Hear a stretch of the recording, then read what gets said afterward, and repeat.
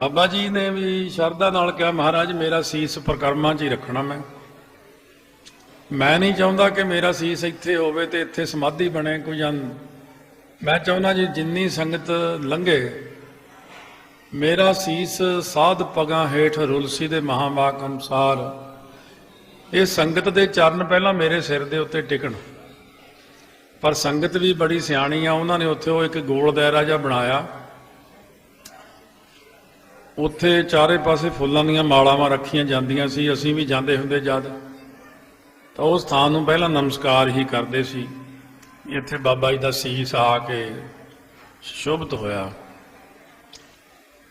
पर समय अनुसार जिन्नी क बाणी के अंदर गुरां ने कहा मत थोड़ी सेव गवाई है, ये थोड़ी मत वाले ने वो थान नूं खत्म कर दिता। दानियां दवानियां निशानियां सारियां खत्म कर दित्तियां। पर यह हुंदा निशानियां कुछ समय लई अलोप होईयां हो सकदियां पर प्रगट होणगियां। फिर सतगुरु महाराज दे जिथे बाबा दीप सिंह दा सीस सुशोभित होया सी, जे ये सियाणे हुंदे तां उत्थे एक निशान साहब ला दिंदे, जां उत्थे एक ड्यूटी बनदी, ड्यूटी बाबा दीप सिंह जी, जां उत्थे एक निशान साहब लगदा। आप तां जे किसी दी इन्हां चों ਉਂਗਲ ਵੱਢੀ जावे ते खून दा एक तुपका डिग पे, उत्थे तां ਇਹ बना ਲੈਂਦੇ ਨੇ बड़ियां बड़ियां ਥਾਵਾਂ भी ਇੱਥੇ जी फलाने साहब का तुपका डिग्या सी, खून का पसीने का तुपका डिग्या। जिथे एक महान योधे गुरमुख ने श्री दरबार साहब की इज्जत कायम रखने लई उत्थे जा करके वो थां दे उत्ते अपना सीस अर्पण किया है। बेशक उदों स्थान है नहीं सी, अहमद शाह अब्दाली ने पूरिया, पर गुरु साहब तो उत्थे ही सीगे। वो अपने स्थान नूं छड्ड के नहीं किते जांदे हुंदे। इस करके ऐसे महाबली योधे बाबा दीप सिंह जी अमर शहीद, जिन्हों का वैसे तो कल नूं है जिहड़ा है शहीदी दिवस, पर क्योंकि थां दे उत्ते हर साल 26 जनवरी पक्का किया होया। एक तो संगत नूं छुट्टी हुंदी है चारे पासे, सब नूं बच्चों नूं, फिर 26 ही पक्का किया होया। ख्याल है मेरा भी यह 14 माघ का दिन देसी तरीकों बनता। सो बाबा जी का जन्म पऊ पिंड डिस्ट्रिक्ट अमृतसर लाहौर पहला जिला सी। माता जीवनी जी इन्हां दे माता जी होए ने, ते पिता भगता जी जो महाराज सच्चे पातशाह के समय ते जो बाबा जी हले 6 साल दे सी उदों ही साखियां गुरुआं दियां सुनन लग पे सी। बई घर कहना कि असीं सुनिया गुरु साहब जी ने पंजां दे सीस जिहड़े सी उतार के फिर सुरजीत कीते, फिर उन्होंने अमृत छका के उन्होंने जिउंदे कर दिता। उस वक्त सुन सुन के बाबा दीप सिंह दे मन के अंदर भी बहुत गुरां प्रति शरधा ते प्यार जागया सी। असी भी अमृत छकना। सो बाबा जी ने जा करके फिर श्री अपने माता पिता जी सारे नाल होर संगतां लैके पहुबिंड नगर तो कई दिनों के पहुँच के श्री आनंदपुर साहब जाके आप महाराज जी तो अमृत छकिया। और एक प्रेम हुंदा है। हुण जिन्हां ने प्रेम नहीं किया गुरां दे नाल, गुरसिखां दे नाल, संगतां नाल, प्रेम की चीज़ है। गुरु अंगद देव महाराज कहने जिस प्यारे स्यों नेहों ते सागै मर चली है, त्रिग जीवन संसार ताकै पाछा जीवना। साध संगत जी जिवें बाबा गुरबचन सिंह जी खालसा ने शरीर छड्डिया, जदों उन्हां दा संस्कार पतालपुरी साहब होया। जदों संस्कार पूरा जपजी साहब दा अद्धा पाठ होया सी, लटा लट लकड़ां बाल रहीआं सी। महापुरखां दे नाल रहण वाला एक सिंह सी भाई गुरमुख सिंह जी उड़ीसा,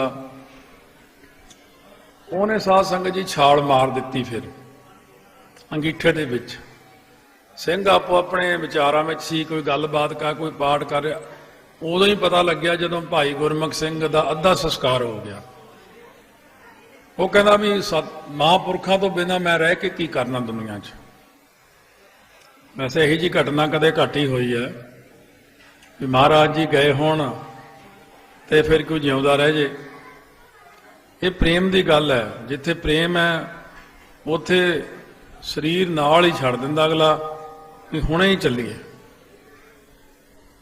ਬਾਅਦ ਵਿੱਚ ਰਹਿ ਕੇ ਕੀ ਕਰਨਾ। ਸੋ ਪਰ ਮਹਾਂਪੁਰਖਾਂ ਦੀ ਡਿਊਟੀ ਲੱਗੀ ਬਾਬਾ ਜੀ ਦੀ। ਕਲਗੀਧਰ ਮਹਾਰਾਜ ਜੀ ਨੇ ਕਿਹਾ ਸੀ ਪਿੱਛੋਂ ਟਕਸਾਲ ਚਲਾਉਣੀ ਆ, 1680 ਦੇ ਕਰੀਬ ਹੀ ਅੰਦਾਜ਼ਾ ਜਿਹਾ ਲਾਇਆ ਜਾਂਦਾ ਵੀ ਬਾਬਾ ਜੀ ਦਾ ਜਨਮ ਹੋਇਆ, ਔਰ ਸ਼ਹੀਦੀ ਜਿਹੜੀ ਹੈ 1757 ਦੇ ਵਿੱਚ ਹੋਈ। 1708 ਵਿੱਚ ਕਲਗੀਧਰ ਮਹਾਰਾਜ ਜੀ ਗਏ ਨੇ। ਮਾਤਾ ਸਾਹਿਬ ਕੌਰ ਜੀ ਕਲਗੀਧਰ ਮਹਾਰਾਜ ਜੀ ਤੋਂ 38 ਸਾਲ ਬਾਅਦ ਤੱਕ ਰਹੇ ਨੇ। ਮਾਤਾ ਸੁੰਦਰ ਕੌਰ ਜੀ 40 ਸਾਲ ਬਾਅਦ ਤੱਕ ਰਹੇ ਨੇ। ਬਾਬਾ ਗੁਰਬਖਸ਼ ਸਿੰਘ ਜੀ ਰਾਮ ਕੁਆਰ 40 ਸਾਲ ਤੱਕ ਰਹੇ ਨੇ ਬਾਅਦ ਵਿੱਚ।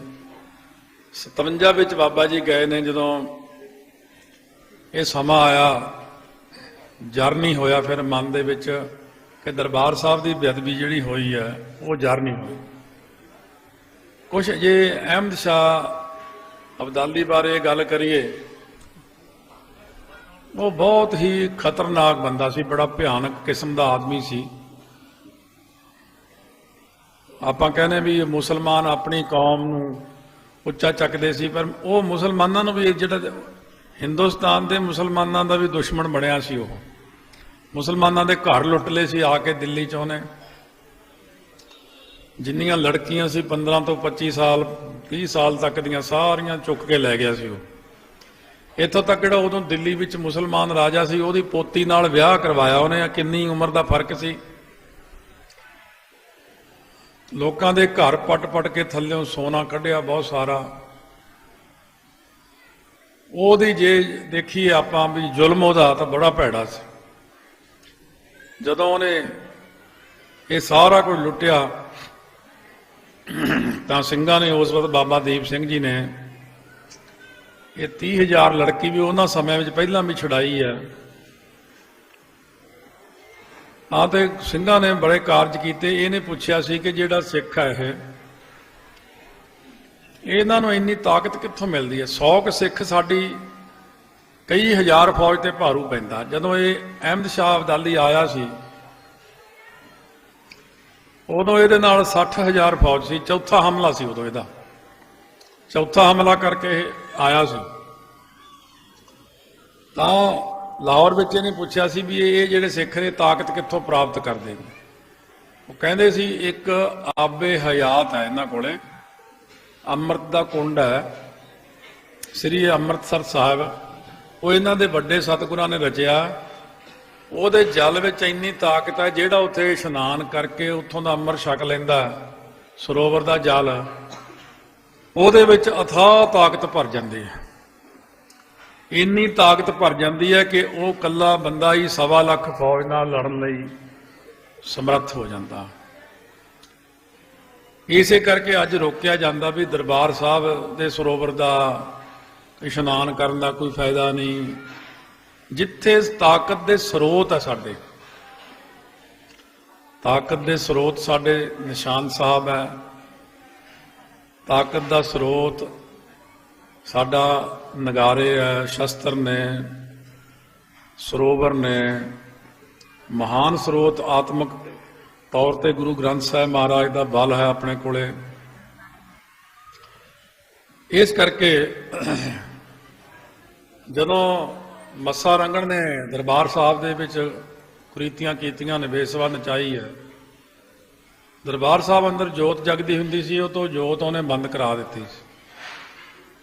ਇੱਕ ਸਿੰਘ ਸੀਗਾ ਉਦੋਂ, ਉਹਨੇ ਸੇਵਾ ਸੰਭਾਲੀ ਕਿ ਰਾਤ ਨੂੰ ਜਾਣਾ ਸਰੋਵਰ ਦੇ ਵਿੱਚ ਤਰ ਕੇ ਹੌਲੀ ਹੌਲੀ ਬਿਨਾਂ ਖੜਕਾ ਕੀਤਿਆਂ ਜਾ ਕੇ ਜੋਤ ਜਗਾ ਕੇ ਆਉਣੀ, ਵੀ ਇਹ ਜੋਤ ਜਗਦੀ ਰਹੇ। ਉਹ ਪਹਿਰੇਦਾਰਾਂ ਨੇ ਦੇਖ ਲਿਆ ਤੇ ਉਹਨਾਂ ਨੇ ਉਹਦੇ ਗੋਲੀ ਮਾਰਤੀ ਸੀ, ਉਹ ਸਰੋਵਰ ਵਿੱਚ ਹੀ ਡੁੱਬ ਗਿਆ ਸੀ। ਹੁਣ ਲੋਕ ਕਹਿੰਦੇ ਜੋਤ ਨਾ ਜਗਾਓ। ਜੋਤ ਤਾਂ ਉਦੋਂ ਵੀ ਜਗਦੀ, ਇੱਕ ਸਿੱਖ ਨੇ ਦਰਬਾਰ ਸਾਹਿਬ ਜੋਤ ਲਈ ਕੁਰਬਾਨੀ ਕੀਤੀ। ਇੱਕ ਪ੍ਰਮਾਣ ਆ ਸਾਡੇ ਕੋਲੇ ਵੀ ਜੋਤ ਜਗਦੀ ਸੀ। ਜਿਨ੍ਹਾਂ ਕੌਮਾਂ ਦੀਆਂ ਜੋਤਾਂ ਬੁੱਝ ਜਾਂਦੀਆਂ ਉਹਨਾਂ ਦਾ ਕੀ ਰਹਿੰਦਾ ਫਿਰ? ਜਿਨ੍ਹਾਂ ਦੇ ਨਿਸ਼ਾਨ ਹੀ ਖਤਮ ਹੋ ਗਏ, ਨਿਸ਼ਾਨ ਸਾਹਿਬ ਜੇ ਮੁਕਾ ਦਈਏ, ਜੇ ਨਗਾਰੇ ਹੀ ਮੁੱਕ ਜਾਣ, ਜੇ ਸ਼ਸਤਰ ਹੀ ਖਤਮ ਹੋ ਜਾਣ, ਫਿਰ ਸਾਡੇ ਕੋਲ ਹੈ ਵੀ ਕੀ ਹੈ। ਜੇ ਨਗਾਰੇ ਹੀ